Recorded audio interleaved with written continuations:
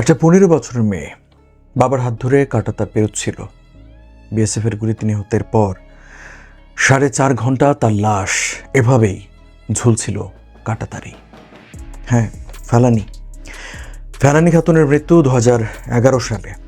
তারপর থেকে আজ পর্যন্ত কেউ সীমান্ত হত্যার বিচার পায়নি, একজনও না। আর এই একটি ঘটনাই শেষ নয়। গেল 20 বছরে বাংলাদেশ ভারত সীমান্তে বিএসএফের গুলিতে বা নির্যাতনে মারা গেছেন কমপক্ষে 1200 জন বাংলাদেশি।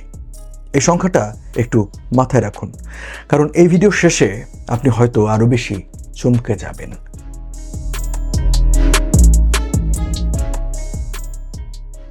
চলো শুরু করি সংখ্যা দিয়ে, কারণ এখানে প্রতিটা সংখ্যা আসলে একটা পরিবারের কান্না। মানবাধিকার সংস্থা অধিকারের তথ্য অনুযায়ী 2000 থেকে 2020 সালের মধ্যে বিএসএফের গুলিতে কমপক্ষে 1236 জন বাংলাদেশি নিহত এবং 1145 জন আহত হয়েছেন। মানে বছরে গড়ে 62 জন আর মাসে 5 জনের বেশি। প্রতি সপ্তাহে 1 জনেরও বেশি এই সংখ্যা। বাংলাদেশ সরকারের সংসদে দেয়া তথ্য অনুযায়ী শুধু 2009 থেকে 2018 সালের মধ্যে মারা গেছেন 294 জন। সবচেয়ে ভয়াবহ ছিল 2009 সালে।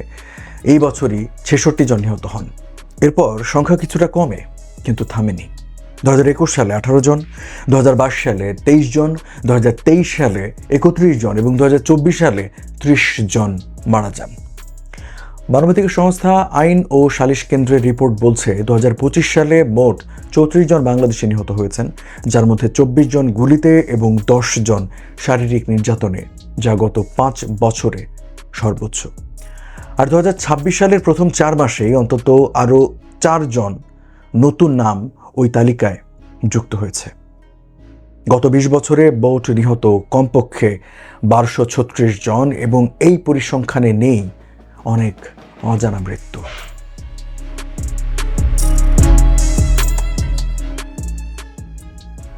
এখন প্রশ্ন হলো, বিএসএফ কি বলে এই হত্যাকাণ্ড সম্পর্কে?